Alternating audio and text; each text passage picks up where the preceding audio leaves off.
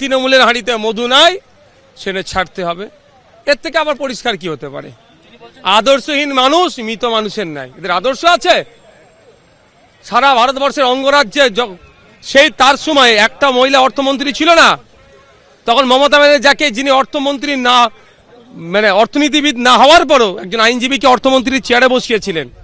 আমি মমতা ব্যানার্জির চরম বিরোধী, তার আমি চরম সমালোচনা করি, কিন্তু তার কাছ থেকে যারা প্রিভিলেজ নিয়ে আজকে এইগুলো তার সাথে আচরণ করছে, তারা আমার নজরে আদর্শচ্যুত, আদর্শহীন। দলের সমস্ত পদ থেকে আজ ইস্তফা দিয়েছেন চন্দ্রিমা ভট্টাচার্য। সেই সঙ্গে দলের হয়ে বিভিন্ন ব্যাংকের সই করার দায়িত্ব থেকেও তিনি ইস্তফা দিয়েছেন। কমিশনে দলের দায়িত্বপ্রাপ্ত স্বাক্ষরকারীর পদও ছাড়লেন চন্দ্রিমা ভট্টাচার্য।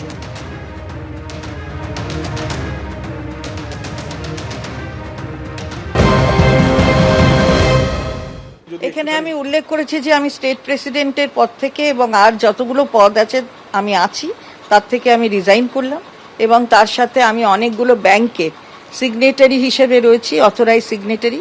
আমি সেইগুলো ব্যাংক থেকে authorise signatory all India Trinamool Congress সহ অনেক রিলেটেড আরও কতগুলো সংস্থা তারও আছি, সেগুলো থেকে আমি উইথড্র করছি। আমি মমতা বন্দ্যোপাধ্যায়, শ্রদ্ধেয়া মমতা বন্দ্যোপাধ্যায়, তার কন্ট্যাক্ট পার্সন হিসাবে, অথরাইজড কন্ট্যাক্ট পার্সন হিসাবে ইলেকশন কমিশন অফ ইন্ডিয়ার সাথে আমি ছিলাম কন্ট্যাক্ট পার্সন হিসাবে অথরাইজ। সুতরাং সেখান থেকেও আমি নিজেকে উইথড্র করছি এবং আমি যথাযথ টাইমে বলে দেব ইলেকশন কমিশনকেও, সেটা আমি জানিয়ে দেবো। এত কঠোর সিদ্ধান্ত নিতে কি একটু মন ভার হচ্ছে?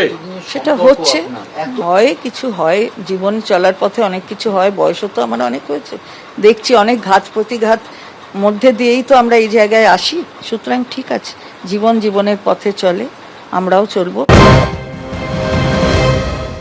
তৃণমূলের হাঁড়িতে মধু নাই, সেটা ছাড়তে হবে। এর থেকে আবার পরিষ্কার কি হতে পারে? আদর্শহীন মানুষ মৃত মানুষের নাই। এদের আদর্শ আছে?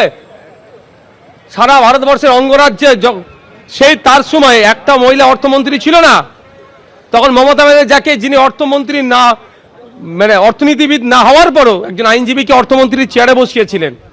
আমি মমতা ব্যানার্জির চরম বিরোধী, তার আমি চরম সমালোচনা করি, কিন্তু তার কাছ থেকে যারা প্রিভিলেজ নিয়ে আজকে এইগুলো তার সাথে আচরণ করছে, তারা আমার নজরে আদর্শচ্যুত, আদর্শহীন।